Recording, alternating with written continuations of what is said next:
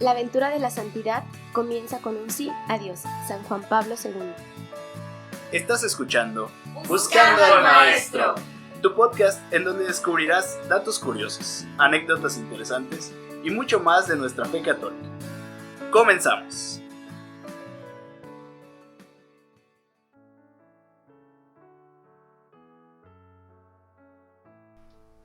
Hola, ¿qué tal? Esperemos que estén muy bien. Les damos la bienvenida a su podcast de confianza, Buscando al Maestro.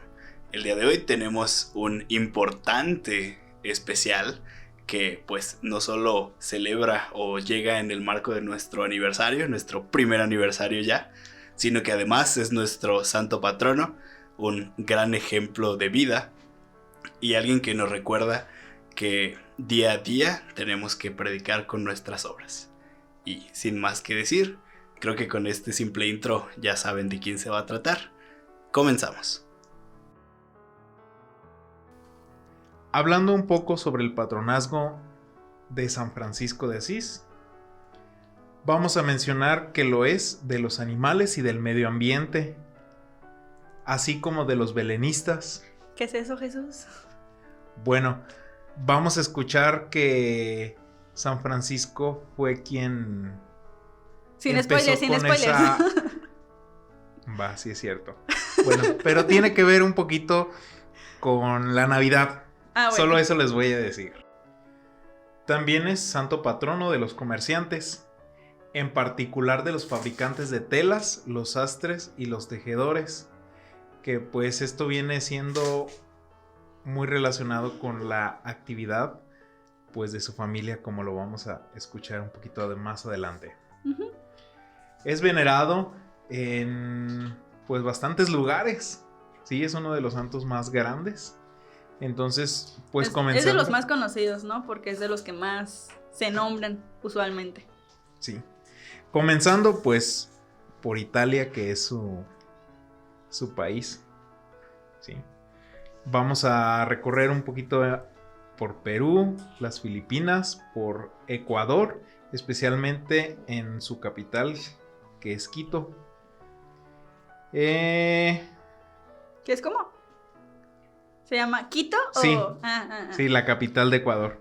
Perdón. Sí. En Argentina, también en México, particularmente, pues, por simplemente mencionar la parroquia a la que pertenecemos, pues está encomendada a San Francisco. Uh-huh.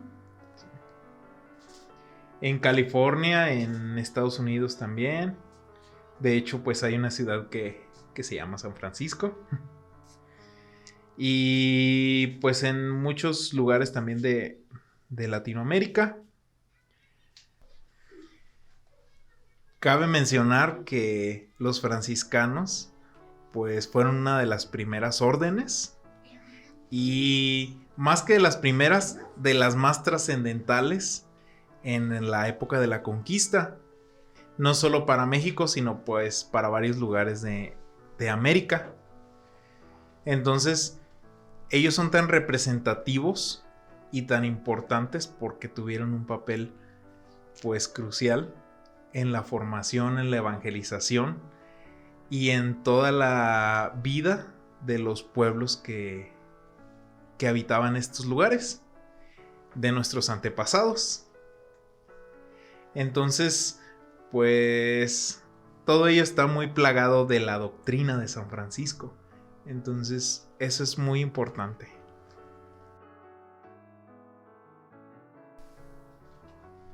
Y pues como lo mencionó Jesús, hay demasiados lugares donde pues es venerado o donde se encomiendan a él, pero es necesario conocer el mundo en el que él nació, como el contexto histórico, para poder entender un poquito más. Porque en general pensamos como de que sus acciones fueron solo amar a Dios, a los pobres, pero no sabemos como que el contexto o a la vida que él se enfrentó en la época que nació, ¿no?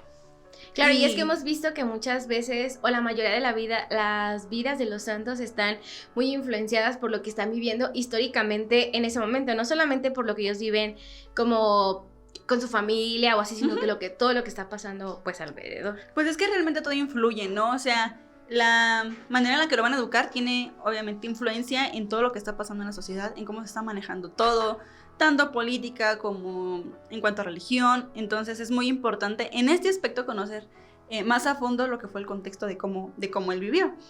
Y en este caso, durante los siglos XII y XIII, fue el despertar del mundo, por así decirlo, el florecer de la cultura y de las artes, después de pues un gran periodo de experiencias duras, realmente pues llamadas la Edad Media, en el que los hombres venían de una larga expiación de paganismo y venían muy necesitados de una religión, venían necesitados como del aspecto espiritual, pues de algo que los llevara más allá de lo natural, algo sobrenatural realmente.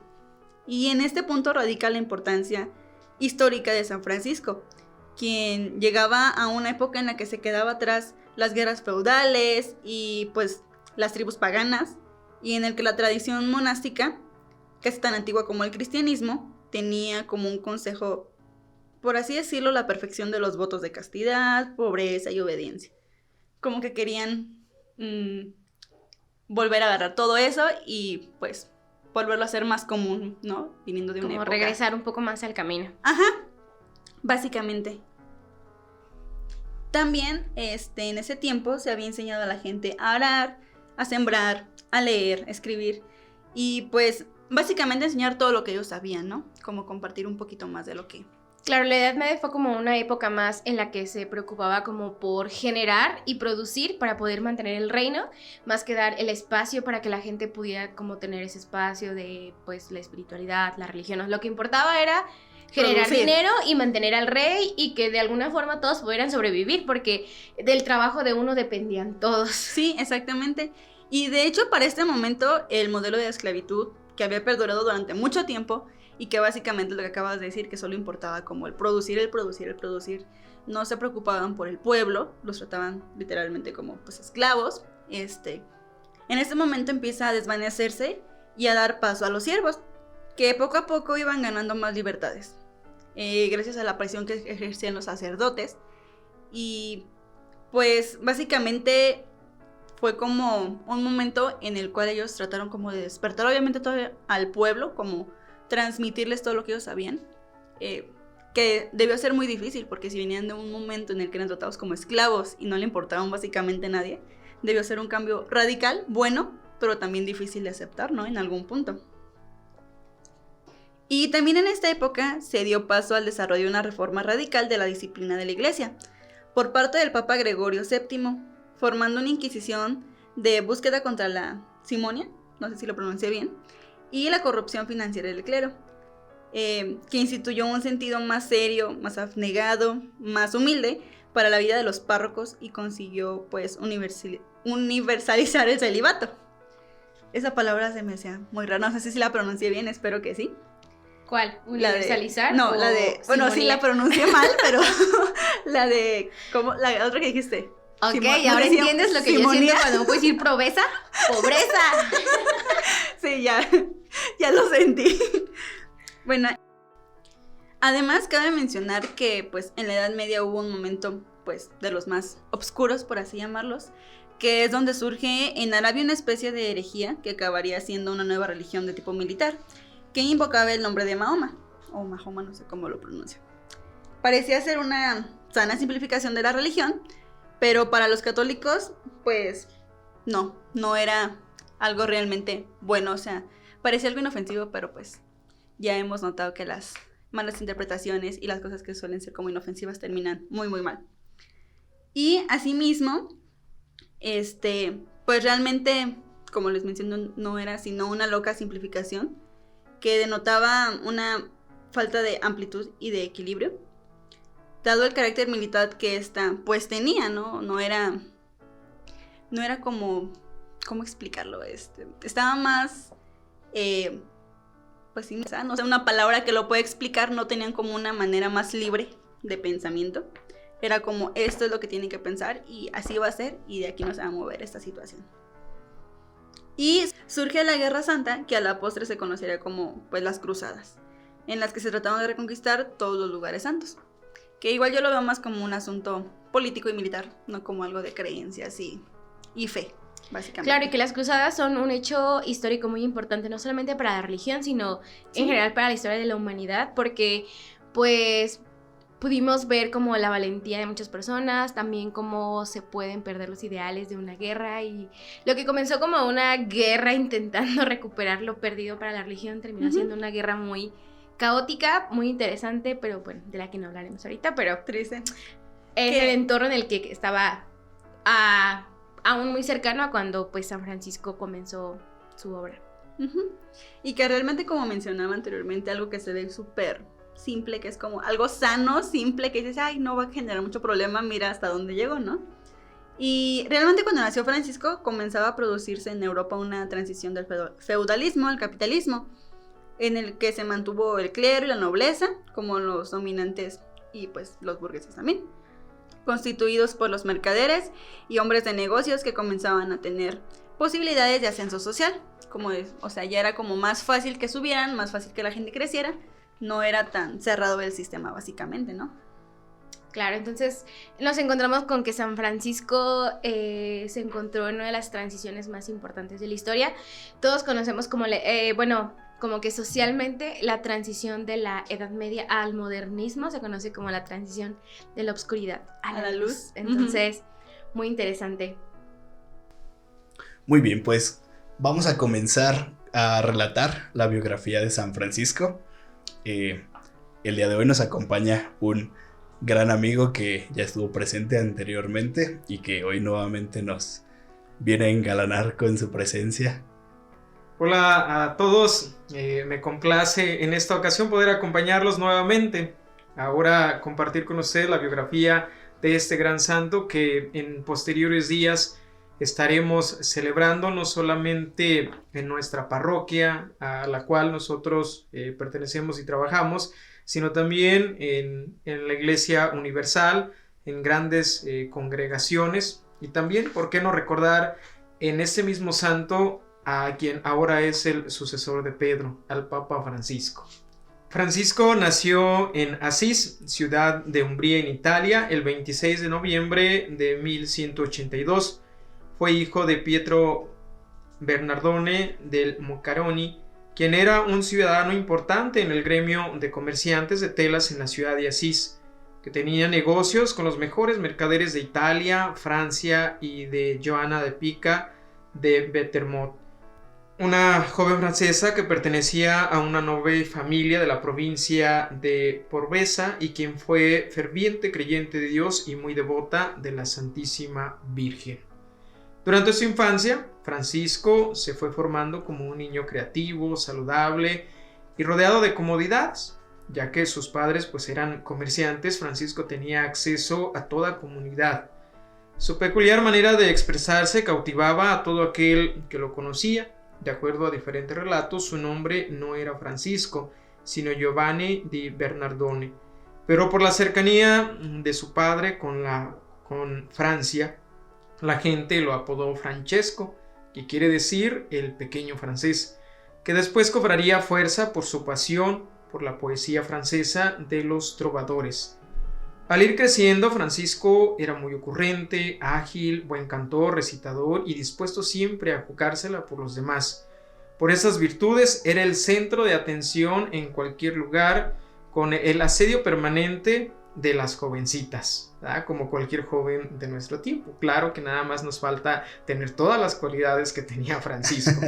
En su juventud, pues era muy dado a las románticas tradiciones caballerescas que propagaban los trovadores, disponía de dinero en abundancia y lo gastaba ostentosamente. Recordemos que pues Francisco, debido al trabajo de sus padres, pues podía disponer de todo esto, podía disponer de dinero en abundancia, así como muchos de nuestros jóvenes en nuestro tiempo, que en ocasiones disponen dinero de sus padres, que no han trabajado ellos, pero en esta ocasión pues Francisco se supone que contribuía también con ellos. De acuerdo a su madre, pues nunca entendió bien qué era el dinero, pues siempre vivió como un príncipe, como ya se les comentaba, ¿eh? Con muchos de los jóvenes de nuestro tiempo que viven como grandes príncipes que no entienden acerca del dinero, pero que sin embargo se lo gastan, ¿ya? Los negocios de su padre y los estudios no le interesaban. Su mayor interés era por gozar de la vida. Al ver esta situación, su padre lo envió a la escuela de la iglesia de San Jorge en Asís, en donde aprendió francés y latín y algunas cosas de religión por petición de su mamá, así como todas nuestras madres en nuestro tiempo, que pues son muy religiosas y tratan de inculcarnos a cosas acerca de Dios, o que siempre están preocupadas por nuestra fe. Cuando regresó a la tienda de telas de su padre, en lugar de tomar un buen camino, usa esas virtudes para continuar en su vida social, llegando a ser el joven mejor vestido de Asís, claramente entregado a las vanidades. Tal pareciera que estuviéramos describiendo a un Francisco de Asís de nuestros tiempos, ¿verdad? Cierto día, mientras atendía a un cliente en la tienda de su padre, entró un limosnero a pedir caridad, pero Francisco, al verlo andrajoso y mal vestido, lo echó del lugar, y ante la mirada inquisidora de los presentes, se da cuenta de la humillación que le hizo al hombre y sale a darle una moneda. Cuando Francisco tenía unos 20 años, estalló la discordia entre las ciudades de Perugia y Asís, llevando la situación a una guerra. Él se sumó a la tropa defensora de Asís, pero cayó prisionero de los peregrinos en los primeros días de la batalla. O sea, pues como Francisco pues no sabía nada, pues que iba a saber de batallas. Estaba dedicado a gastarse en dinero, a hacer otras cosas de interés de un joven de su edad. Fue juzgado y condenado a 1 año de prisión. Francisco lo soportó alegremente, al menos los primeros meses, en los que se deleitaba con sus trovas, con sus trovas a los demás prisioneros. Para los últimos meses de su condena, se encontraba decaído y ansioso por salir de la prisión. Al recuperar su libertad, regresó a su casa en Asís, pero al reencontrar a sus viejos amigos, notó que no comprendían lo que había vivido y que la prisión lo había cambiado para siempre. Al poco tiempo cayó gravemente enfermo. Su recuperación tardó varios meses, durante los cuales se fortaleció y maduró su espíritu. Una vez que recuperó las fuerzas, se enteró que Alemania había invadido Italia y que los jóvenes habían sido llamados al frente. Una noche tuvo un sueño con un espléndido palacio, con las salas colmadas de armas, sobre las cuales estaba grabado el signo de la cruz, y le pareció oír una voz que le decía que estas armas le pertenecían a él y a sus soldados, por lo que fue a combatir en el ejército de Galterio y Briena, en el sur de Italia. Para este fin, Francisco se compró la más elegante de las armaduras y el caballo más fino que encontró. Pareciera que estuviéramos narrando al mismísimo Quijote de la Mancha. Nada más que pues Francisco sí era joven y elegante, ¿eh? Durante un breve lapso fue sometido a un entrenamiento debido a que se encontraba inactivo, y finalmente partió a Apalia para estar al frente de la batalla.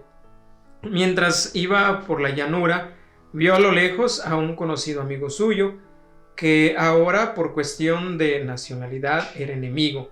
Este soldado se mostraba cansado, con una armadura débil y un pobre caballo, todo lo contrario a lo que llevaba Francisco.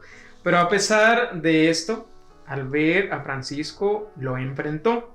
Este gesto conmovió a Francisco, quien no quiso combatir con él y le obsequió sus relucientes vestiduras y su caballo, diciéndole que él sí era digno. Tomó entonces la decisión de regresar a casa. Mientras viajaba de regreso, tuvo otro sueño, en el que se le entregaba una armadura en condiciones muy especiales, con cuya protección debía enfrentar no a los usurpadores del territorio, sino a los enemigos del espíritu. Francisco no entendía el sueño, pero quedó en su corazón la intención de comprenderlo. Al llegar a Espolote, cayó nuevamente enfermo, y durante la enfermedad tuvo un tercer sueño que, más que retratarse como imágenes, escuchó una voz que le decía: Francisco, ¿a dónde vas? Yo voy a la guerra para ser caballero, respondió. ¿Quién es más generoso contigo, el maestro o el servidor? El maestro: entonces, ¿por qué te preocupas de servidor y no del maestro? De nuevo no entendió el mensaje, pero decidió volver a casa entusiasmado. A su regreso, la gente lo veía ensimismado, le preguntaba si estaba enamorado, a lo que respondió: sí. Voy a casarme con una joven más bella. Perdón, es que ahora con tantas cosas que suceden. Y noble que todas las que conocen. Muy bien, bueno, creo que aquí estamos escuchando una parte a lo mejor muy desconocida de San Francisco, como un guerrero, como un soldado, pero que, como bien dices, no conocía absolutamente nada de ser un soldado, de ser un guerrero, y creo que lo vemos reflejado en su afán cuando decide que se va a reincorporar, y pues en lugar de entrenar y todo, pues mejor se va a comprar la armadura más cara, el caballo más fino para obviamente verse bien en batalla, porque pues un tiempo fue el mejor vestido de Asís, como va a ir todo harapiento a la guerra. Tal pareciera que estuviéramos escuchando un relato de pleno siglo XXI de muchos jóvenes que, al igual que Francisco, son apasionados, ¿verdad? Rodeados de tantos bienes en naciones no han sabido valorar. Valdría bien que tuviéramos todos acercarnos un poquito más a la vida de Francisco y en ocasiones desmitificar un tanto su vida, que en ocasiones pareciera un tanto angelical, y se nos olvida que Francisco fue muy humano, que fue muy sencillo y que vivió una vida como un joven de su tiempo, al igual que los jóvenes y ya no tan jóvenes como su servidor, pero que nos ayudaría mucho a encontrarnos con Dios. Exactamente, creo que, bueno, hasta donde hemos escuchado, va el señor acercándosele entre sueños. Él pues dice que todavía no entiende nada, pero ahí van una que otra manifestación. E incluso en una parte de la biografía, cuando él escuchamos que corrió a un limosnero y ya luego se arrepintió, él comienza a sentir como que pues comienza a ver que está inmerso en esa vanidad, en él sentirse de alta posición, porque como lo escuchamos anteriormente, venía un cambio completamente social, en el que los comerciantes se volvieron poderosos, y pues él decía a su mamá que parecía un pequeño príncipe. Entonces por ahí incluso escuchamos que él piensa si realmente ayudó al limosnero porque quería o porque todos se le quedaron viendo muy feo, pero después todo esto cobraría una parte que escucharemos adelante. Y entonces llegamos a una de las partes más importantes, creo que en general de la vida de cualquier santa, pero que en particular para San Francisco es una historia muy bella y que se nota claramente ese antes y después, porque bueno, ya hemos analizado aquí la vida de varios santos y pues tenemos que algunos incluso desde pequeños habían sido encomendados por una familia católica, por una familia que finalmente tenía el deseo de que llegaran a ser santos, que ellos mismos desde pequeños tenían ese deseo, pero que aquí pues con San Francisco podemos encontrar a lo mejor no ese blanco y negro, pero sí ese cambio marcado, porque después de lo que había vivido, poco a poco y con mucha oración, fue concibiendo el deseo de vender todos sus bienes y comprar la perla preciosa de la que había escuchado hablar en el Evangelio. Aunque ignoraba lo que tenía que hacer para ello, una serie de claras inspiraciones sobrenaturales le hicieron comprender que la batalla espiritual empezaba por la mortificación y la victoria sobre sus propios instintos. Pasándose en cierta ocasión a caballo por la llanura de Asís, encontró a un leproso. Las llagas del mendigo aterrorizaron a Francisco, pero en vez de huir, se acercó al leproso, quien le tendía la mano para recibir una limosna. Francisco comprendió que había llegado el momento de dar paso al amor radical de Dios. A pesar de una repulsión general que, pues, para ese tiempo era natural, él venció su voluntad, se le acercó y le dio un beso. Aquello fue un cambio completamente para su vida. Fue un gesto movido por el Espíritu Santo, pidiéndole a Francisco una caridad de entrega, un sí que distingue a los santos de los mediocres. Y pues La importancia de este hecho es que para su tiempo los leprosos eran pues básicamente unos marginados sociales, eran vistos incluso con desprecio por la misma sociedad, ya que era pues una enfermedad peligrosa, contagiosa, y ellos les obligaban a tener pues ciertas medidas que básicamente los excluían de cualquier pueblo, de cualquier lugar donde hubiera gente. Entonces pues este hecho se vuelve tan fuerte para Francisco, porque pues completamente viene de una vida de opulencia, de guerra, como ya escuchamos, de ser un soldado, y da este cambio, este paso que, como escuchamos, a lo mejor no sabía por dónde empezar, pero el Espíritu Santo se mueve en su corazón y encuentra cómo dar ese primer paso. San Buenaventura nos narra que después de este evento, Francisco frecuentaba lugares apartados, donde se lamentaba y lloraba por sus pecados.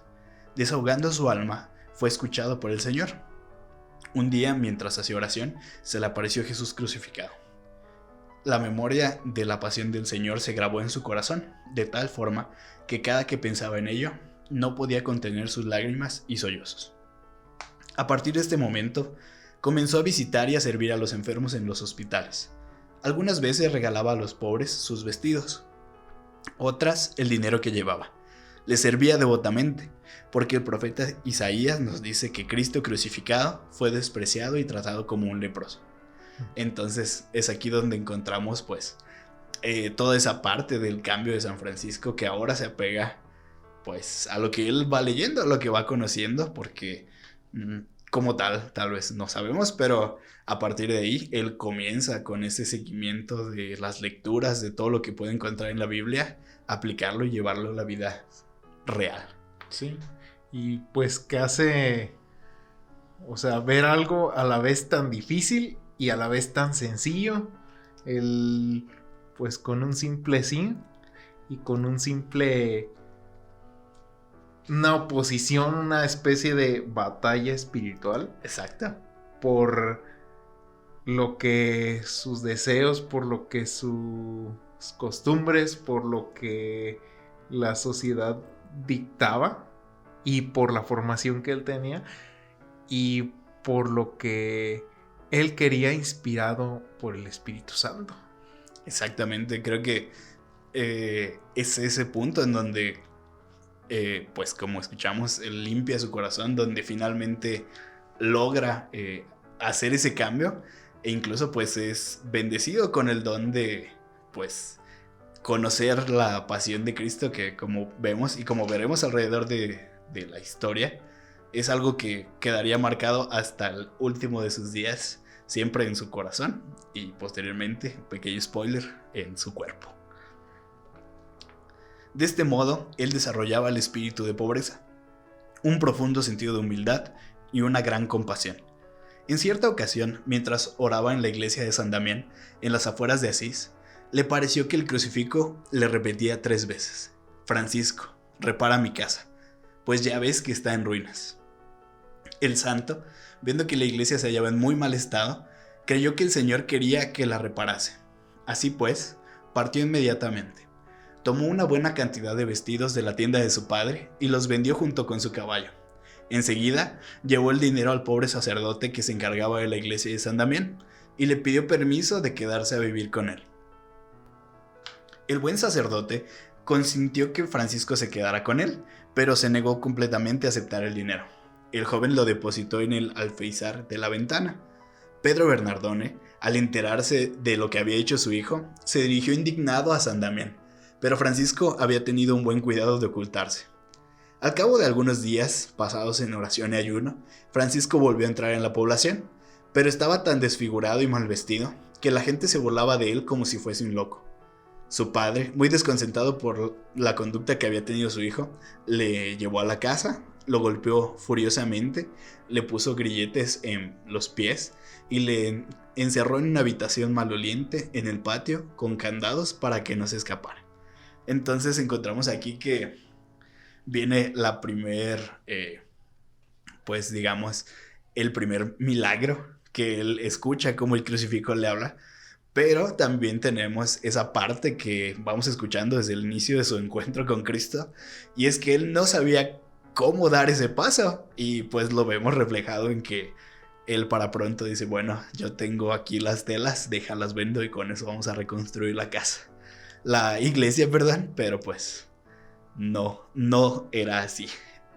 Y pues incluso el sacerdote le dice que no, que esa no era la forma, y que incluso en alguna de las homilías del Papa Francisco, él hace la reflexión de que imaginemos cómo se debió haber sentido San Francisco cuando después entendería que a su iglesia no se refería con un lugar físico, sino con su iglesia viviente, con la iglesia que somos todos, y que a eso se refería, a que las personas, a que los creyentes, a que la fe estaba en ruinas y que él era el que tenía que venir a levantarla, a reconstruirla.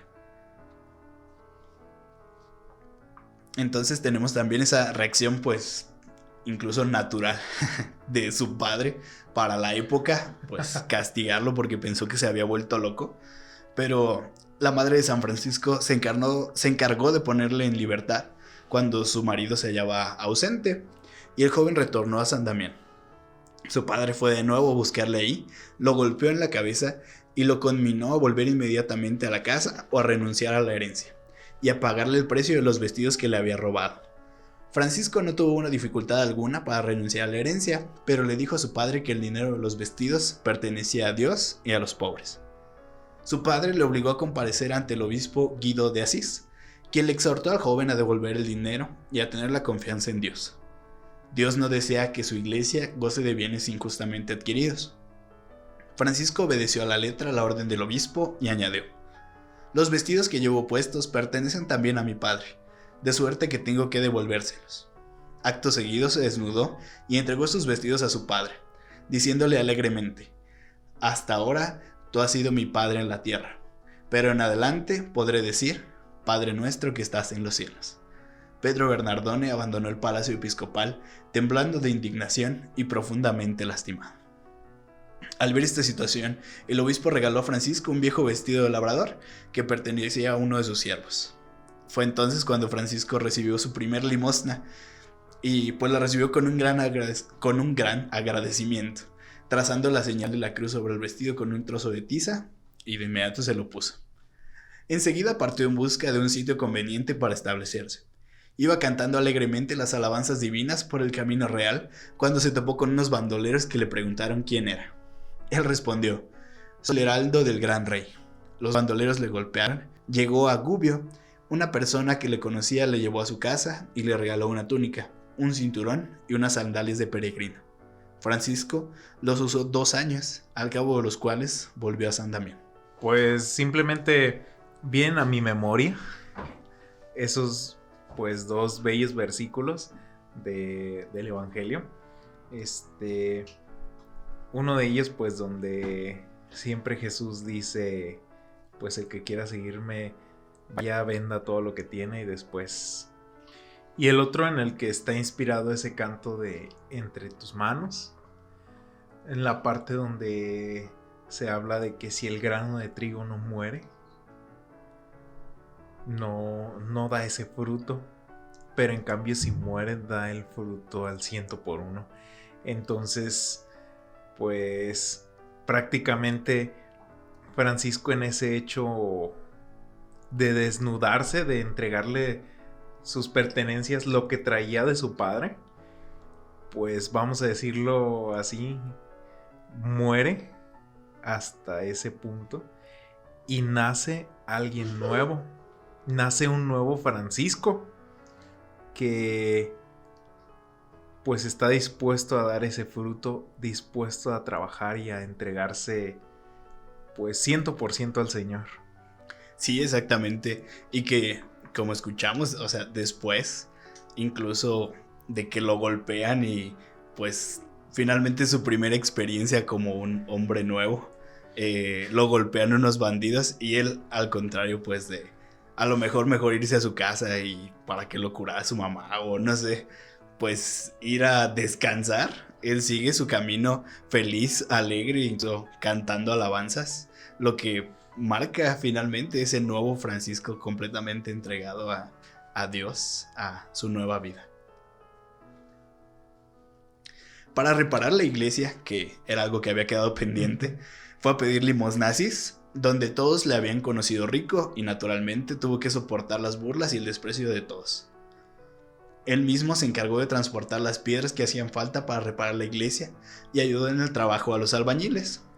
Una vez terminadas las reparaciones de la iglesia de San Damián, Francisco emprendió un trabajo semejante en la antigua iglesia de San Pedro. Después se trasladó a una pequeña capillita llamada Porciúncula, que pertenecía a la abadía benedictina del Monte Subasio. Probablemente el nombre de aquella capilla aludía al hecho de que estaba construida en una reducida parcela de tierra. La Porciúncula se hallaba en una llanura, a unos 4 kilómetros de Asís, y en aquella época estaba abandonada y casi en ruinas. La tranquilidad de aquel sitio le conmovió y le llenó tanto a San Francisco que él le puso el título de Nuestra Señora de los Ángeles, en cuyo honor había sido erguida la capilla. Francisco la reparó y fijó en ella su residencia. Ahí, el cielo finalmente le mostró lo que esperaba de él el día de la fiesta de San Matías del año 1209. En aquella época, el evangelio de la misa de la fiesta decía: Id a predicad diciendo, el reino de Dios ha llegado. Dad gratuitamente lo que habéis recibido gratuitamente. No poseáis oro, ni 2 túnicas, ni sandalias, ni báculo. He aquí que os envío como corderos en medio de los lobos. Mateo 10, versículos del 7 al 19. Estas palabras penetraron hasta lo más profundo del corazón de Francisco, y este decidió aplicarlas literalmente, regalando todo lo que tenía y quedándose solo con su pobre túnica ceñida con un cordón. Realmente podemos ver aquí pues el pleno de San Francisco de vivir uno de sus votos, por así decirlo, característicos, que es la pobreza, a ejemplo del mismo Jesús. Entonces, pues volviendo a aquella frase aquella petición que Dios le hacía por medio del crucifijo, donde le decía pues repara mi iglesia, pues ahora sí que podría ser venir haciendo una especie de misión muy similar a la que pues Cristo hizo en su tiempo. Entonces él pues siempre anduvo con lo que tenía y pues con lo que la gente en su generosidad les ofrecía. Sí, exactamente. Y qué curioso ver que es precisamente una cita bíblica tomada al pie de la letra lo que después se volvería en no solamente algo característico de San Francisco, sino todo un estilo de vida, todo un estilo de evangelización, pues ahora sí que el espíritu de las órdenes que él llegó a fundar, todo basado en esta cita bíblica que finalmente sería su inspiración. Dios le había concedido ya el don de profecía y el don de los milagros. Cuando pedía limosna para reparar la iglesia de San Damián, acostumbraba a decir: ayúdame a terminar esta iglesia. Un día habrá ahí un convento de religiosas en cuyo buen nombre se glorificarán el Señor y la Iglesia Universal. La profecía se verificaría 5 años más tarde en Santa Clara y sus religiosas. Otra parte interesante es cuando un habitante de Spoleto sufría de un cáncer que le había desfigurado temiblemente el rostro. En cierta ocasión, al cruzarse con San Francisco, el hombre intentó arrojarse a sus pies, pero el santo se lo impidió y le besó el rostro. El enfermo quedó instantáneamente curado. San Buenaventura comentaba al respecto: no sé qué admirar más, si el beso o el milagro. Y es que pues, como sabemos, todas estas enfermedades que en apariencia eran muy pues feas, muy agresivas para el cuerpo, pues para la sociedad de aquel momento eran objeto de rechazo, obviamente, de apartarlos, de segregarlos. Pues ya lo habíamos escuchado con los leprosos, ahora con la gente que tenía cáncer. Sí, imagínate, bueno, ¿qué serán? Unos 1200 años atrás, en tiempo de Cristo, que pues tenían el mismo pensamiento, entonces dices... Exactamente, cuánto había evolucionado la sociedad hasta ese momento. Realmente no mucho. Bueno, hasta nuestros tiempos creo que Sí, sigue sucediendo, efectivamente. entonces... O sea, bueno, al menos yo creo que las enfermedades no es algo que deba estar socialmente aceptado o no, sino que pues es parte de la vida como tal. Pero bueno, seguimos viviendo incluso en nuestros tiempos actuales esa parte de dividir entre los enfermos y los saludables. Tuvo numerosos seguidores y algunos querían hacerse discípulos suyos. El primero de estos fue Bernardo de Quintavalle, un rico comerciante de Asís que había observado toda la evolución de San Francisco desde que era un comerciante de telas hasta estos momentos en los que ya se veía y se sentía ese espíritu cercano a Dios. Francisco entonces lo acepta como un discípulo suyo. Juntos asistían a misa y estudiaban la Sagrada Escritura para conocer la voluntad de Dios. De acuerdo a lo que decía la Biblia, Bernardo vendió cuanto tenía y repartió el producto entre los pobres.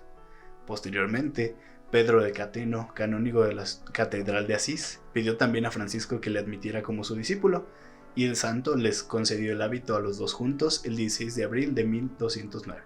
Posteriormente se sumó a ellos el hermano Gil, famoso por su gran sencillez y su sabiduría espiritual. Para 1210, el grupo ya contaba con 12 miembros, por lo que Francisco tuvo que establecer una regla breve e informal, que consistía principalmente en consejos evangélicos para alcanzar la perfección. Con ella fueron a Roma a presentarla para aprobación del sumo pontífice. Se relata que viajaron a pie, cantando y rezando, llenos de felicidad y viviendo de las limosnas que la gente les daba. Curiosamente me hace pues un poco de resonancia en lo de ya contaba con 12 miembros cuando empezó a pues a establecerse, a ser un poquito más formal, bueno, dentro de sus reglas informales decía, pero hacer un poquito más formal el grupo, pues igual como pudiéramos decir como cuando Jesús tuvo sus 12 apóstoles. Exactamente. Entonces, sí, que comience pues así la orden con 12. Y también algo muy curioso y es que ellos no desperdiciaban ningún momento, como posteriormente lo vemos. Entonces, pues aunque el camino a Roma no era tan largo, ellos fueron todo el camino felices, alabando.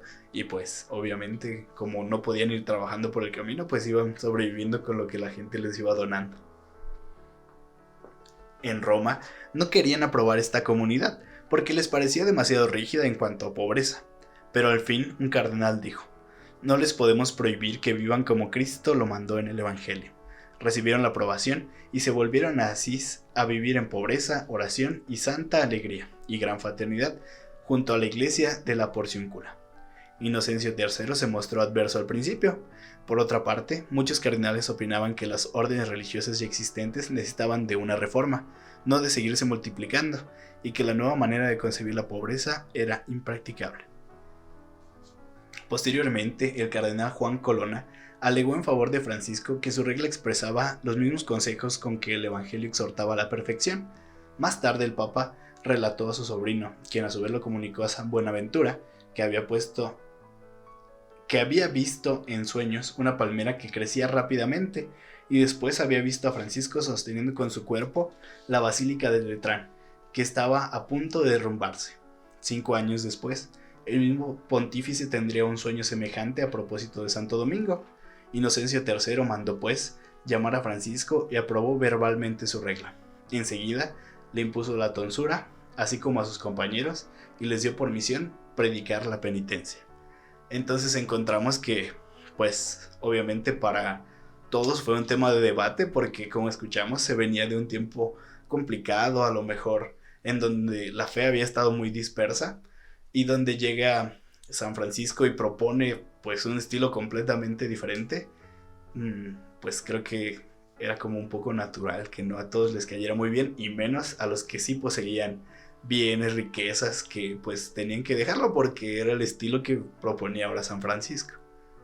Sí, pues básicamente volver a los inicios, o sea, remontarse a, si pudiéramos decirlo en otras palabras, como a volver a lo más importante, a lo esencial de pues vivir la fe y de encontrar ese camino que nos lleve verdaderamente a Dios. Entonces, pues supongo que eso no hacía, pues no era del agrado de todos, entonces pues por ahí también habría esas cuestiones. Sí, exactamente.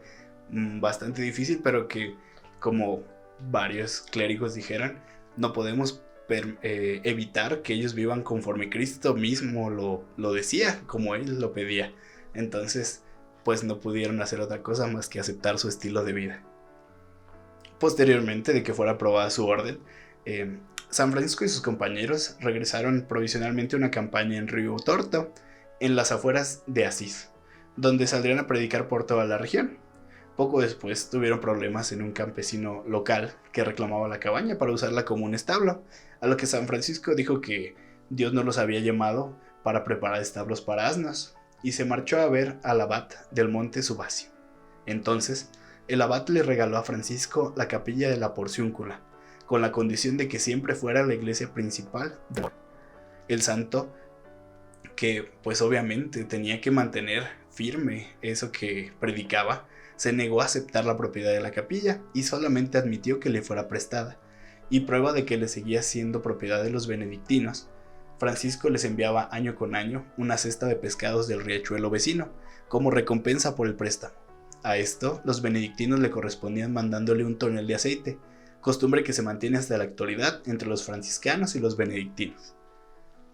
Entonces encontramos pues esta bella escena que se volvió tradición, en la que pues como igual restaurado esa capilla en honor a Nuestra Señora de los Ángeles, la capilla de la Porciúncula, pues decide el abad regalársela para que ahí se fueran a establecer, pero él, firme en su sentido de pobreza, pues decide que no, y pues él decide pagarles una especie de renta a cambio para que ellos vean que él no es el dueño. Sí, pues ahora sí que eso es vivir, pues lo que se llama vivir el espíritu de pobreza, y lo que pudiéramos decir como una persona cabal y pues con un objetivo que lo hizo vida. Sí, exactamente, vivir el evangelio. Alrededor de esta capilla, los frailes construyeron varias cabañas primitivas, ya que San Francisco no permitía que la orden y los conventos poseyeran bienes temporales, manteniendo siempre como fundamento de la orden la pobreza.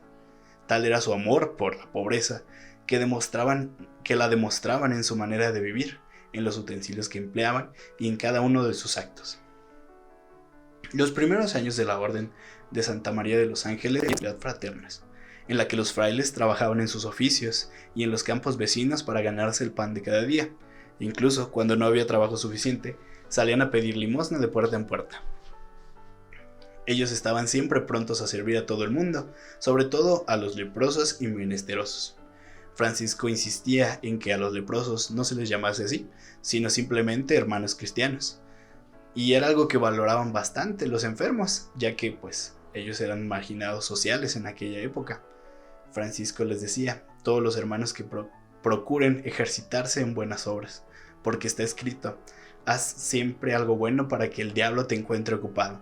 Y así también, la ociosidad es enemiga del alma, por lo que los siervos de Dios deben dedicarse siempre a la oración o alguna actividad buena. En este momento, y algún tiempo después, se une al seguimiento de los frailes una joven noble cautivada por las palabras de San Francisco. En la primavera de 1212, Clara había partido de Asís para seguir a San Francisco. Después de oírle predicar, el santo consiguió establecer a Clara y a sus compañeras en San Damián, y la comunidad de religiosas llegó pronto a ser para los franciscanos lo que las monjas de Prull habían llegado a ser para los dominicos: una verdadera muralla de fuerza femenina, un vergel escondido de oración que hacía fecundo todo el trabajo de los frailes. Continuando con los inicios de la orden, Francisco le dio el nombre de frailes menores por la humildad, pues quería que ellos fueran los hermanos que sirviesen a todos y que siempre buscaran los sitios más humildes. Él les permitía pedir limosna, pero les tenía prohibido que aceptaran el dinero. Para él no era algo vergonzoso, sino una manera de imitar la pobreza en Cristo. Él siempre decía: bienaventurado el siervo a quien lo encuentran en medio de sus inferiores, con la misma humildad que si estuviera en medio de sus superiores. Bienaventurado el siervo que siempre permanece bajo la vara de la corrección. Es siervo fiel y prudente el que por cada culpa que comete se apresura a expiarla, interiormente por la constricción y exteriormente por la confesión y la satisfacción de obra. Pues yo quiero mencionar otro pasaje, pues donde Jesús en la última cena lava los pies de sus discípulos y Él les dice que el que quiera pues ser el más grande, el primero, pues tiene que ser el servidor de todos. Entonces Él hace ese gesto y pues Francisco toma esas palabras y las hace suyas de pues ellos ser los menores, ser los que apoyen, ser los que ayuden a los demás, no tener un puesto jerárquico tal vez alto ni nada por el estilo, pero simplemente pues ser los siervos de todos, a adoptar esa actitud de servicio. Sí, exactamente. Y más que nada pues sobre todo por vivirla. Sí, por tratar de vivir el evangelio con sencillez, como pues Dios quiere a final de cuentas, sin esperar recibir nada a cambio, simplemente por la alegría y por el gusto de vivirlo. Sí, exactamente. Y más que, bueno, como mencionábamos, era el inicio de la orden, entonces era muy fácil que, pues a lo mejor con la incorporación de los nuevos miembros y de, pues esta orden de las clarisas, pues a lo mejor comenzaran intereses. San Francisco se mantenía firme y pues vemos que siempre en sus enseñanzas eran para eso, para mantener a su orden por el camino que el evangelio les iba dictando. Incluso sabemos que el santo no permitía que sus hermanos predicaran en una diócesis sin permiso expreso del obispo. Entre otras cosas, él dispuso que si alguno de los frailes se apartaba de la fe católica en obras o palabras y no se corregía, debía ser expulsado de la hermandad. Entonces, para ese momento, todas las ciudades querían tener a los nuevos frailes y comenzaron a multiplicarse en las ciudades de Umbría, la Toscana, Lombardía y Ancona.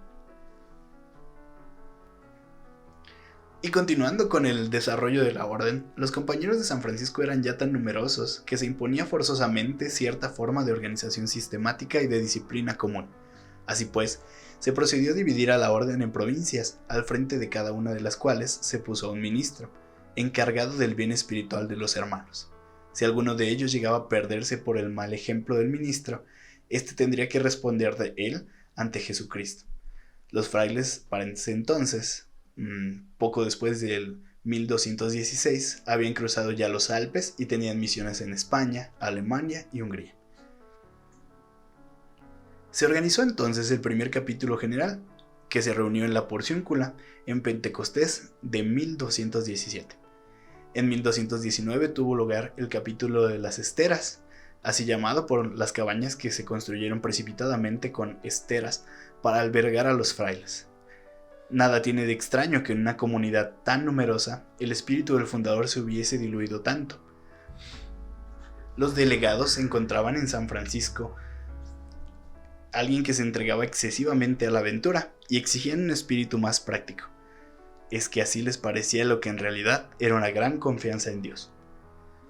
Ante esta situación el santo se indignó profundamente y replicó: hermanos míos, el Señor me llamó por el camino de la sencillez y la humildad, y por este camino persiste en conducirme, no solo a mí, sino a todos los que estén dispuestos a seguirme.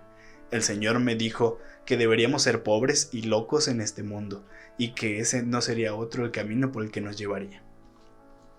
A Dios confundir vuestra sabiduría y vuestra ciencia y hacerlos volver a vuestra primitiva vocación, aunque sea en contra de su voluntad y aunque la encuentren tan defectuosa. Es entonces que encontramos pues uno de los primeros conflictos al crecer tanto la orden, y es que pues a varios ya les parecía tal vez un poco complicado no solo llevar, que de por sí ya era algo muy complejo, el voto de la pobreza, sino que pues a veces estar ayudándole a San Francisco en sus locuras, porque pues como sabemos él de repente emprendía viajes, él decidía ir a predicar a ciertos lugares, y pues ellos no tenían nada, no tenían cómo ir, no tenían cómo regresar, entonces él básicamente dejaba todo en manos de Dios, pero era algo que comenzaba a pesarles a algunos de los miembros de la orden. Y pues sí, o sea, él con justa razón creo que hace esa corrección, porque pues yo que él era de pues no hay que olvidar lo esencial, no hay que olvidar lo principal. Me recuerda a otro pasaje también donde Jesús habla de que las zorras tienen madriguera y los así pues varios cosas, los animales y las plantas, o sea, Dios cuida de ellos y no se preocupan por nada.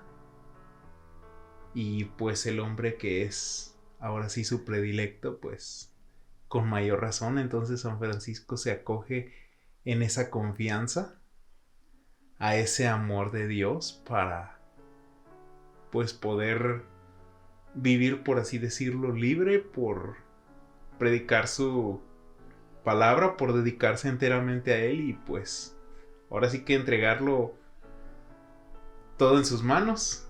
Sí, claro. Y creo que en palabras bastante suaves, San Francisco les expresa que pues básicamente de eso se trataba la orden, y que si lo estaban siguiendo a él era porque estaban dispuestos a seguir ese modelo y a seguir ese camino para llegar a Cristo. Entonces pues les dice que si ellos están dedicándose a otras cosas y que a lo mejor ya no les complace, pues que quiera Dios que o agarren otra vez el camino o encuentren el que mejor les convenga. Otra anécdota interesante es que en junio de 1219 se embarcó San Francisco en Ancona con 12 frailes, este número 12 que no dejamos de ver. La nave los condujo a Damieta, en la desembocadura del río Nilo. Los cruzados habían puesto sitio a la ciudad, y Francisco sufrió mucho al ver el egoísmo y las costumbres disolutas de los soldados de la cruz. Consumido por el celo de salvación de los sarracenos, decidió pasar al campo del enemigo, por más que los cruzados le dijeron que la cabeza de los cristianos estaba puesta a precio. Habiendo conseguido la autorización del delegado pontificio, Francisco y el hermano iluminado se aproximaron al campo enemigo, gritando: ¡Sultán! ¡Sultán! Cuando los condujeron a la presencia de Malek al-Kamil, Francisco declaró osadamente: no son los hombres quienes me han enviado, sino Dios Todopoderoso. Vengo a mostrarles a ti y a tu pueblo el camino de la salvación. Vengo a anunciarles las verdades del Evangelio. El sultán quedó impresionado y rogó a Francisco que permaneciera con él. El santo replicó: si tú y tu pueblo están dispuestos a oír la palabra de Dios, con gusto me quedaré con ustedes. Y si todavía vacilan entre Cristo y Mahoma, manda encender una hoguera. Yo entraré en ella con sus sacerdotes, y así verán cuál es la verdadera fe. El sultán le contestó que probablemente ninguno de los sacerdotes quería meterse en la hoguera, y que no podía someterlos a esta prueba para no solivantar al pueblo. Cuentan que el sultán llegó a decir: si todos los cristianos fueran como él, valdría la pena entonces ser cristiano.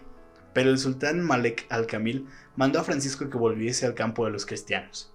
Desalentado al ver el reducido éxito de su predicación entre los sarracenos y entre los cristianos ahí presentes, el santo pasó a visitar los santos lugares.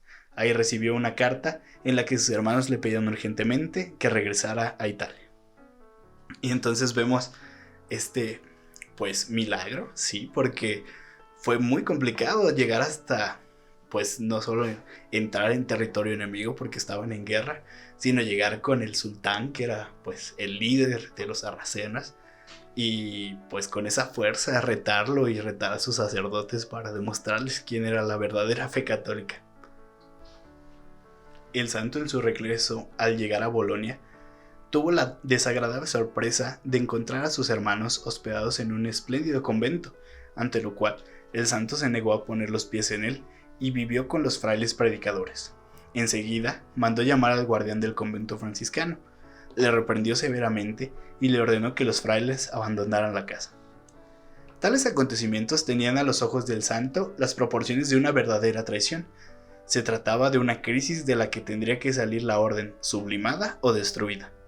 Ello constituía una especie de reto del fundador a los disidentes y legalistas que por debajo del agua tramaban una verdadera revolución del espíritu franciscano. En realidad, la orden era demasiado grande, como dijo el propio Francisco. Si hubiese menos frailes menores, el mundo vería menos y desearía que fuesen más.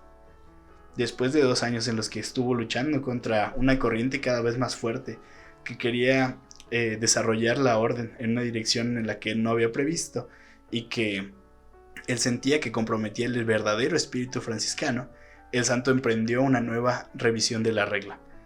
Después la comunicó en medio del clamor de los frailes que afirmaban que la prohibición de poseer bienes en común era impracticable.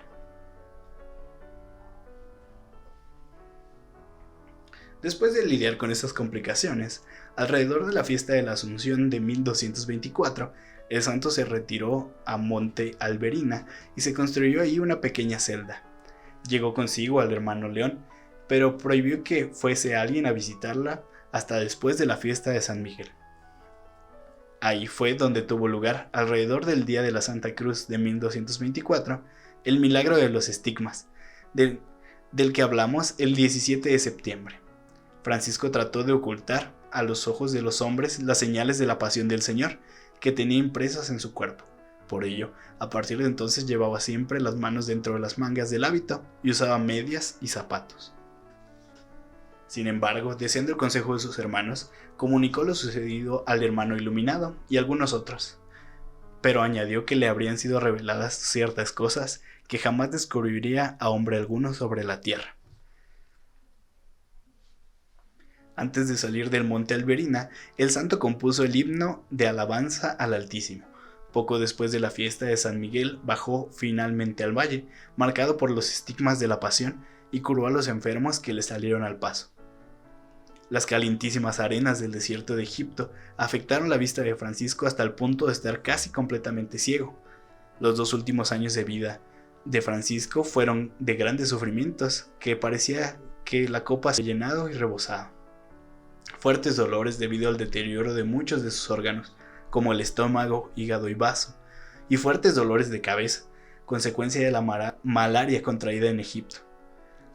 En los más terribles dolores, Francisco ofrecía a Dios todo como penitencia, pues se consideraba un gran pecador y para la salvación de las almas debía ofrecer esto. Era durante su enfermedad y dolor donde sentía la mayor necesidad de cantar. Para el verano de 1225 estaba tan enfermo que el cardenal Ugolino y el hermano Elías le obligaron a ponerse en manos del médico del Papa Rieti, ante lo que el santo obedeció con sencillez. De camino a Rieti fue a buscar a Santa Clara, en el convento de San Damián, y ahí, en medio de los más agudos sufrimientos físicos, escribió el cántico del hermano Sol, y lo adaptó a una tonada popular para que sus hermanos lo pudiesen cantar. Después se trasladó al Monte Rainiero, donde se sometió al tratamiento brutal que el médico le había prescrito, pero la mejoría que ello le produjo fue solo momentánea. Sus hermanos le llevaron entonces a Siena a consultar a otros médicos, pero para entonces el santo ya estaba moribundo. El testamento que decidió dejar a sus frailes le recomendaba la caridad fraterna y los exhortaba a amar y observar la santa pobreza, y amar y honrar siempre a la iglesia. Poco antes de su muerte, dictó un nuevo testamento para recomendar a sus hermanos que observaran fielmente la regla y trabajasen manualmente, no por el deseo de lucro, sino para evitar la ociosidad y dar un buen ejemplo. Si no nos pagan nuestro trabajo, acudamos a la mesa del Señor, pidiendo limosna de puerta en puerta. Cuando Francisco volvió a Asís, el obispo le hospedó en su propia casa. Francisco rogó a los médicos que le dijesen la verdad, y estos le confesaron que solo le quedaban unas cuantas semanas de vida. «Bienvenida, hermana muerte», exclamó el santo, y acto seguido pidió que le llevaran a la porciúncula. Cuando sintió que la muerte se aproximaba, Francisco envió un mensajero a Roma para llamar a la noble dama Giacomo di Settesoli, que había sido su protectora, para rogarle que trajese consigo algunos cirios y un sayal para amortajarle, así como una porción de un pastel que le gustaba mucho. Felizmente, la dama llegó a la porciúncula antes de que el mensajero partiese. Francisco exclamó: «Bendito sea Dios que nos ha enviado a nuestra hermana Giacomo. La regla que prohíbe la entrada a las mujeres no afecta a nuestra hermana Giacomo. Díganle que entre». El santo envió un último mensaje a Santa Clara y a sus religiosas, y pidió a sus hermanos que entonasen los versos del Cántico del Sol, y en los que alaba a la muerte. Enseguida rogó que le trajesen un pan y lo repartió entre los presentes en señal de paz y amor fraternal, diciendo: «Yo he hecho cuanto estaba de mi parte, que Cristo os enseñe a hacer lo que está de la vuestra». Sus hermanos le tendieron por tierra y le cubrieron con un viejo hábito. Francisco exhortó a sus hermanos al amor de Dios, de la pobreza y del Evangelio, por encima de todas las reglas, y bendijo a todos sus discípulos, presentes y ausentes.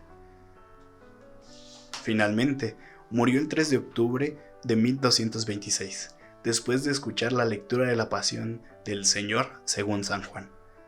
Francisco había pedido que le sepultasen en el cementerio de los criminales de Col d'Inferno. En vez de hacerlo así, sus hermanos le llevaron al día siguiente el cadáver en solemne procesión a la iglesia de San Jorge en Asís.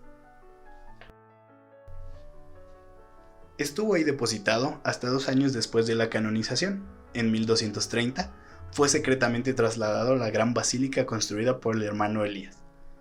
El cadáver desapareció de la vista de los hombres durante 6 siglos, hasta que en 1818, tras 52 días de búsqueda, fue descubierto bajo el altar mayor, a varios metros de profundidad. El santo no tenía más que 44 o 45 años al morir. Fue canonizado el 16 de julio de 1228 por el Papa Alejandro IV. Bueno, ahora vamos a hablar sobre los milagros de San Francisco. Los que vamos a mencionar son a los que sucedieron cuando él aún estaba en vida. Y el primero que vamos a hablar es el exorcismo de los demonios de Arezzo. Se cuenta que en una ocasión Francisco llegó a la ciudad de Arezzo y en ese momento la ciudad estaba como con muchas luchas internas, había como muchos conflictos y el santo logró ver como que por encima sobre la ciudad había unos demonios que daban brincos y pues se alegraban de que todos estuvieran peleando todos contra todos. Entonces se le ocurrió llamar al hermano Silvestre, que era el hermano que lo acompañaba en esa ocasión en el viaje, y le dijo: «Marcha a las puertas de la ciudad, de parte de Dios omnipotente, manda a los demonios por santa obediencia que salgan inmediatamente de ahí». Y se cuenta que el hermano Silvestre fue y los demonios pues se fueron de la ciudad y pues los conflictos y los problemas cesaron. Pero qué curioso, ¿no? O sea, pudiendo ir él, o pudiendo, creo que es pudiendo, no pudiendo, pudiendo ir él, mandó al hermano, o sea, no era él el que quería resaltar, el que quería, como quien dice, robarse el crédito, simple y sencillamente él quería que esos seres se alejaran de ahí y utilizó al hermano como un medio para que él también formara parte de todo. Claro, también imagínate el poder de él de decir: «Diles que vas de mi parte, que si quieren que vaya, que si voy yo, a ver cómo nos toca, que mejor por las buenas». Ándale, o si por las malas ya voy.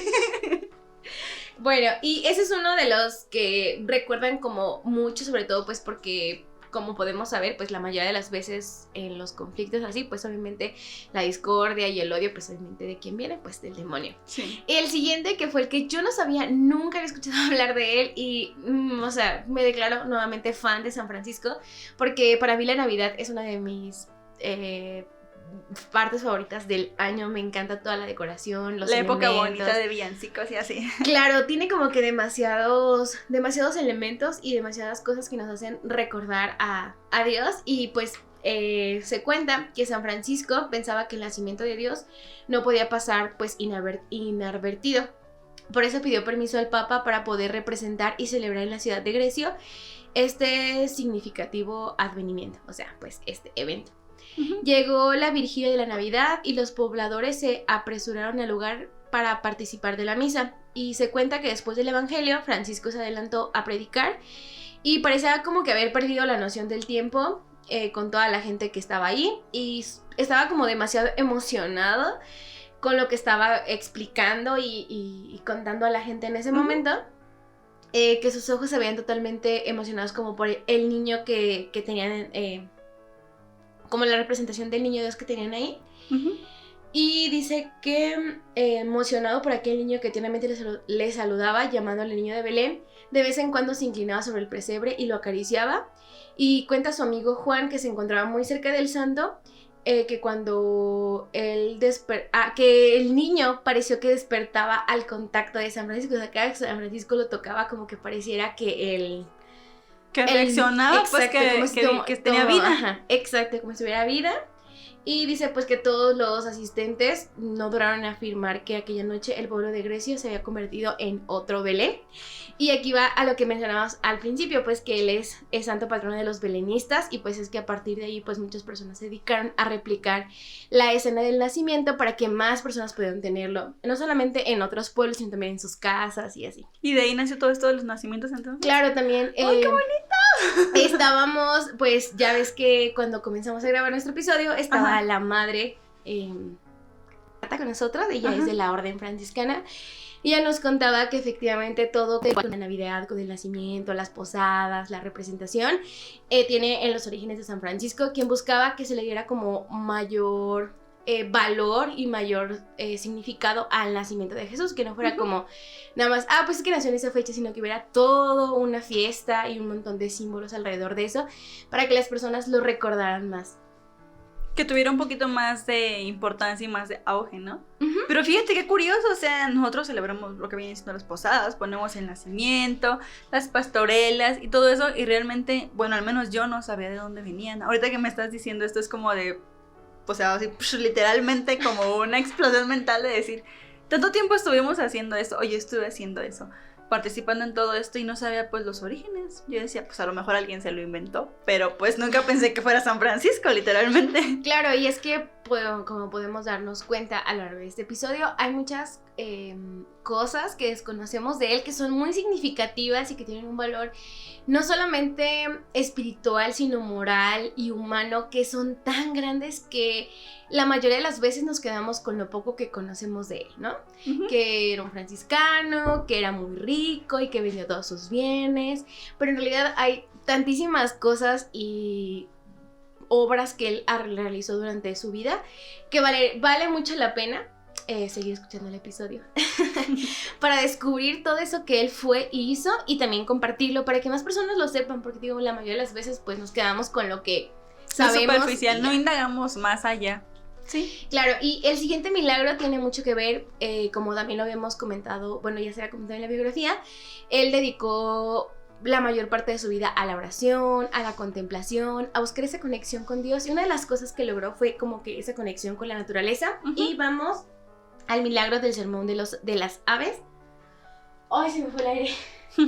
En una ocasión, el santo llegó a un lugar donde se encontraban reunidas una gran multitud de aves de varias especies, y al verla, San Francisco las saludó, así como si estuviera saludando a sus amigos, sus primos. ¡Hola, buenas tardes! A los pequeños pajaritos.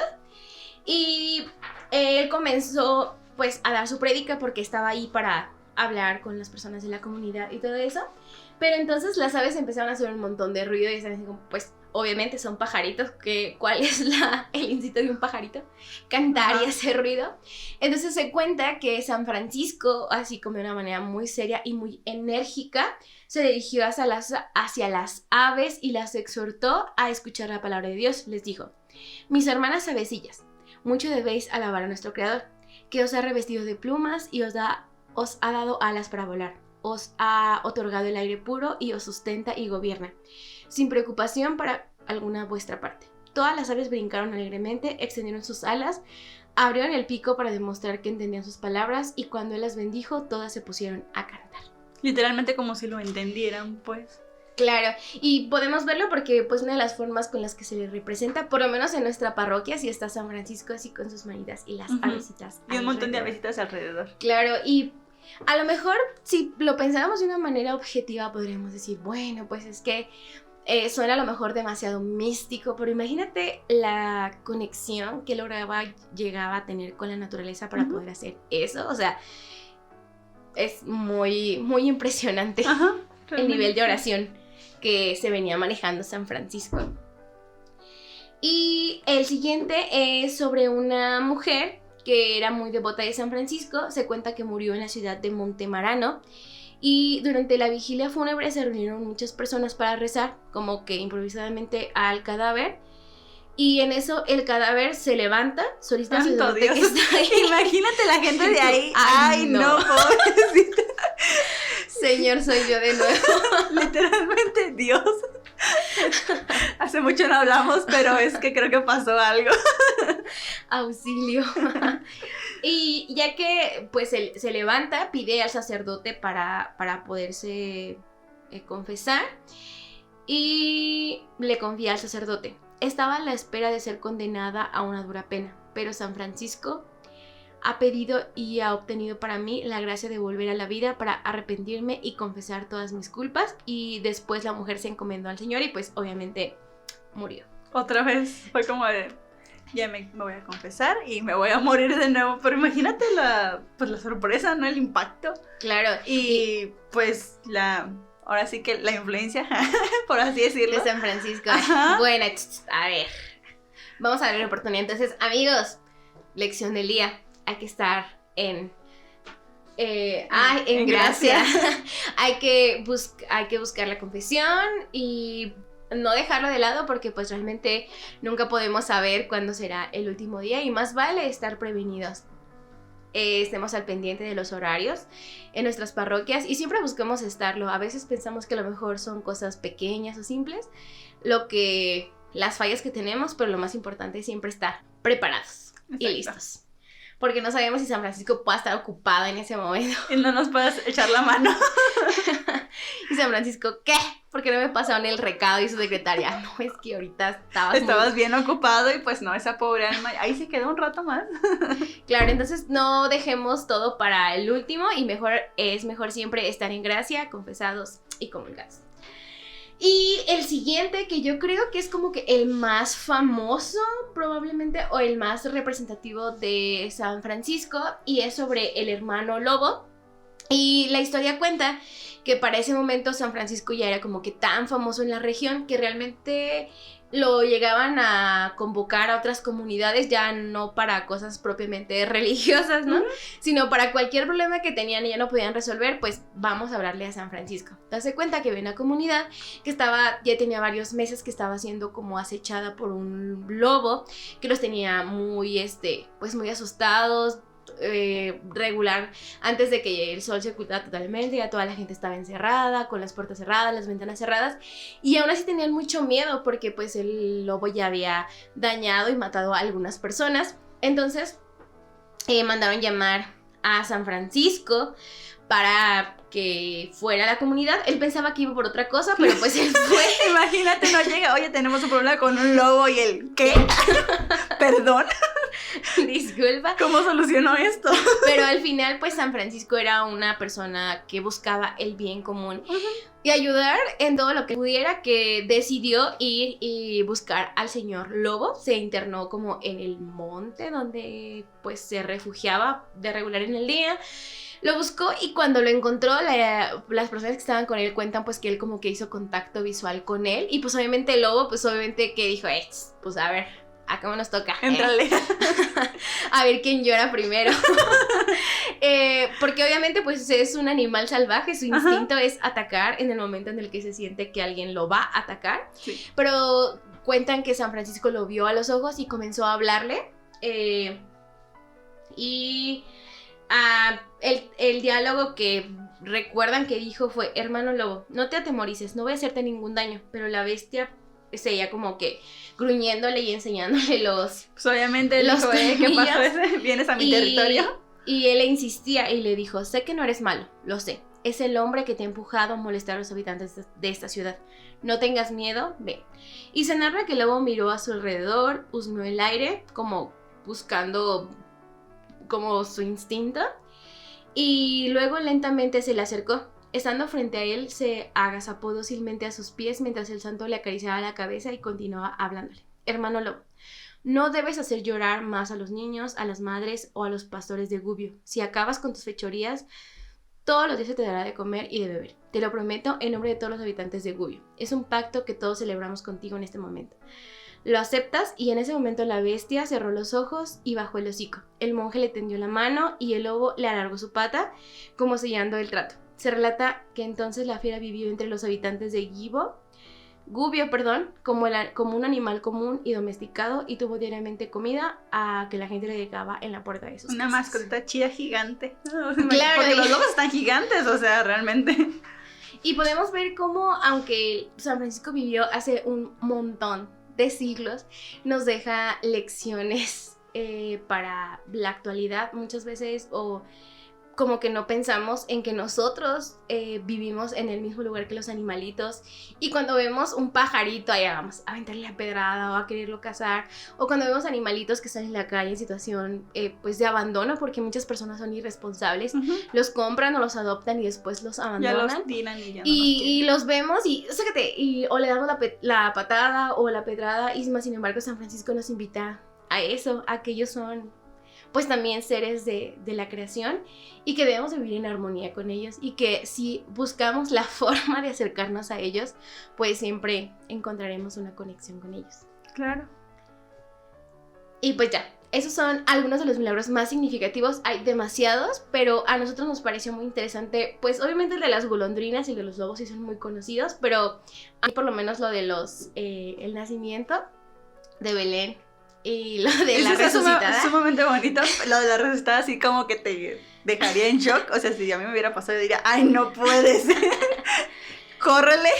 Y también la de los demonios, la verdad, se me hizo muy chido. Así que ahorita voy a mandar a alguien, pero si yo voy, ¿qué te hago? Ya va a haber un problema chido, ¿eh? Claro, y pues sí, esperemos que estas pequeñas obras que él hizo, las podemos llevar a nuestra vida cotidiana de muchas maneras. Realmente pensamos en los santos como personas que existieron hace muchos años, que vivían en otras circunstancias, con otros valores así, pero mientras más le busquemos, más lo podemos llevar a nuestra vida diaria. Sí, porque, o sea, no es como que alguna cosa de la que hayan hecho ellos en el pasado no lo podamos llevar a la práctica hoy en día o acomodarlo a nuestro contexto. O sea, siempre nos invitan como si te fijas, como a las acciones, a hacer lo mejor que podamos, a cuidar a los animalitos, a vivir respetando a los demás, a apoyar, a siempre, pues como él, o sea, que él lo tenían que llamar para lidiar con un lobo, dime tú, ¿no? A tratar de siempre hacer el bien mientras se pueda, ¿no? Sin importar qué cosa sea la que se nos pida. Claro, pues sí. Esos son algunos de los milagros más, o por lo menos que a nosotros nos llamaron más la atención de San Francisco.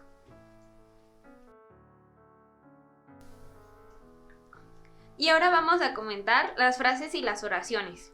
Un día, ante una charla, el hermano León le preguntó: «Entonces, padre, ¿dónde estará la perfecta alegría?» «Oh, fray León, la alegría perfecta no es ser un santo, conocer todos los idiomas, todas las ciencias y todos los secretos de la naturaleza. Te explicaré. Si llegando al monasterio, todos mojados, entumidos, llenos de barro, y el hermano portero no quiere recibirnos y nos rechaza a puntapiés, tratándonos de brimbones, a pesar de nuestras súplicas insiste en echarnos afuera, amenazándonos con un palo, y si trata de injuria y a tanta maldad, nos mantenemos pacientes sin ni siquiera alegar en contra de este hermano, y si soportamos todo esto con alegría, pensando en los sufrimientos de Cristo, oh fray León, eso sería la alegría perfecta». Ok, entonces me parece muy interesante esta metáfora que San Francisco nos habla sobre la alegría. A veces pensamos como que la alegría está en los bienes materiales, en que a lo mejor siempre debemos estar bien, no debemos tener situaciones difíciles, pero él nos invita a eso, a que la alegría está en todo lo que vivimos y mayormente en el podernos encontrar o sentirnos en el lugar de lo que padeció Jesús, y entonces nosotros podemos experimentar esa verdadera alegría. Pues sí, ahora sí que ser felices con lo que somos y con lo que tenemos. Claro. También otra de las frases dice que lo que haces puede ser el único sermón de algunas personas que escuchen. Entonces aquí a veces, bueno, nos invita mucho a pensar muy bien en lo que decimos, porque muchas veces, por ejemplo, yo recuerdo cuando servíamos encuentros y eso, que el compromiso que implica hablarle a alguien más de Dios, porque tal vez sea la única vez que vaya a tener la apertura o la oportunidad de escucharlo, y si le hablas de un Dios ahí que todo Ahí, chafa, al aventón. claro, entonces a lo mejor jamás va a tener la oportunidad, o sea, un Dios, no el verdadero Dios, ese Dios que te ama, que te espera, que te perdona y que está ahí para ti siempre, sino a lo mejor, pues, un Dios muy, pues sí, o sea, chafa desde nuestro ejemplo, y debemos de cuidarlo mucho para que ese primer contacto o ese único contacto que alguien pueda tener con Dios, pues sea uno que valga la pena. Sí, la verdad que sí. Pues también otro que está muy interesante, dice, mientras estás proclamando la paz con tus labios, ten cuidado de tenerla aún más plenamente en tu corazón. Y bueno, creo que no ocupa más explicación, porque muchas veces nos convencemos a nosotros mismos de que por pertenecer a la iglesia o estar en un grupo o ir a Darse misa, palmaditas en el pecho. claro, ya es más que suficiente, pero no. La verdad es que San Francisco lo demuestra a lo largo de toda su vida, y es que todo lo que él, a lo que invitaba, primero lo hacía él, con sus hechos, con sus obras, con su actitud, y después, si era necesario, lo decía con las Pues palabras. sí, ahora sí que todo lo que él hacía, pues lo hacía de corazón. También predica el evangelio en todo momento y cuando sea necesario, usa palabras. Pues lo que siempre se nos ha invitado, ¿no? A que nuestro ejemplo sea nuestra mayor predicación, que desde la persona que nosotros somos y como nosotros actuamos, no solamente lo que las personas pueden ver, sino todo en general va a ser la mejor manera de evangelizar a otras personas. Sí, así es. También otra de las, creo que es mi favorita y ya sería la última, que pues sí hay que tenerla muy presente, que dice, donde hay caridad y sabiduría, no hay temor ni ignorancia. Pues uno de los, bueno, como los principales lemas que San Francisco siempre tuvo en su vida, no solamente en su predicación, sino en su vida, siempre ayudar y dar no lo que te sobra, sino todo lo que tienes y todo lo que eres para los demás, y Dios siempre va a multiplicarlo. Y pues también siempre buscar el conocimiento de Dios antes de llevar su palabra, conocerlo bien primero nosotros para no decir cosas equivocadas. Sí, ahora sí que pues lo poco mucho que tengas, darlo de corazón. Y pues creo que eso hay que tenerlo muy presente en nuestra vida diaria, así como lo hacía él con los animales, tanto con las personas, que los trataba pues a todos por igual. Claro.